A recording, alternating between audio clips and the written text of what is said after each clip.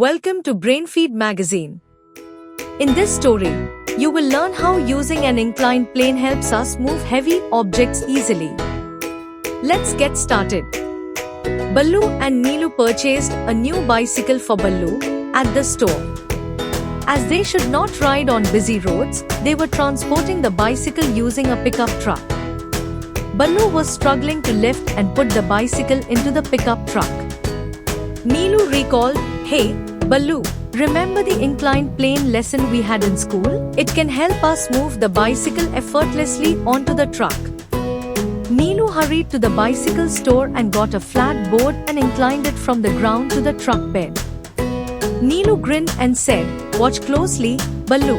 With the help of the inclined plane, we can easily move the bicycle onto the truck." Placing the bicycle in line with the flat board, they began to push it upwards. Slowly but surely, the bicycle went up the inclined board and landed on the truck bed. Ballu's eyes gleamed with understanding.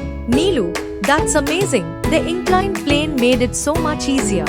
I never thought learning about simple machines would be this helpful." That brings us to the end of the story. Here you learned.